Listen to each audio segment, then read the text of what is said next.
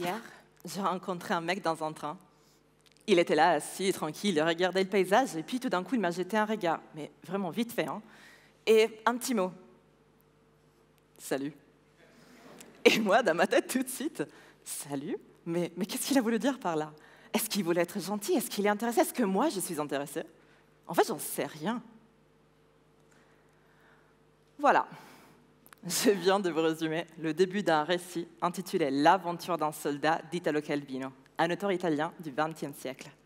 C'est une histoire tellement banale qu'à quelques détails près, tout le monde ici a pu la vivre. Donc pourquoi elle est si importante pour ma thèse? Pour la place de doute. Dans ce récit, il n'y a quasiment rien qui se passe concrètement. Toute la narration est basée sur une chaîne d'hypothèses, suggestions, réflexions qui font avancer la narration. J'ai appelé ce processus le texte dubitatif, et il marche en exploitant un élément qui est commun à nous tous, l'incompréhension, c'est-à-dire cette forme d'ambiguïté qui s'installe quand on essaie de communiquer avec l'autre. Donc, qu'est-ce qui se passe quand cette ambiguïté envahit le travail d'un écrivain?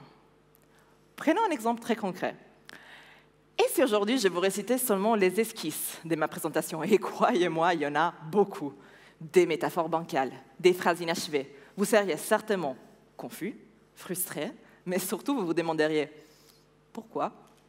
Pourquoi elle me fait part de ses difficultés à écrire? Elle ne pouvait pas résoudre tout ça avant, dans son coin ?» Eh bien justement, non. Le texte dubitatif ne permet pas une évasion comme on la connaît, mais plutôt une prise de conscience. Parce que le vrai protagoniste derrière le doute, c'est le choix. Mieux encore, la peur de faire le mauvais choix. Quand le texte dubitatif s'active, on dirait que soudainement Calvino ne sait pas exactement quoi écrire, il n'est plus sûr des mots qu'il a choisis et il se demande constamment comment la lecteur et la lectrice vont interpréter ce qu'il a écrit. Est-ce qu'il ne fit pas son rôle d'auteur? Parce qu'on dirait qu'il ne veut pas être tenu responsable de ses créations. Alors, moi, j'étudie les motivations qui l'ont poussé à mettre en scène un mécanisme si déroutant. Parce qu'au final, ce n'est qu'une fiction, enfin, Calvin a bien écrit ce récit, ainsi que ses centaines d'autres. Donc, il a aussi choisi de placer devant nos yeux une hésitation sans fin. Voilà la lutte qui engage Calvino à travers le texte dubitatif. Il se rebelle contre le principe que toute chose a une fin, tout livre une dernière page et tout discours un dernier mot. Même si moi, aujourd'hui, je dois me plier devant vous à la loi de la conclusion. Et alors, je vais vous laisser avec une question qui me tracasse depuis le début.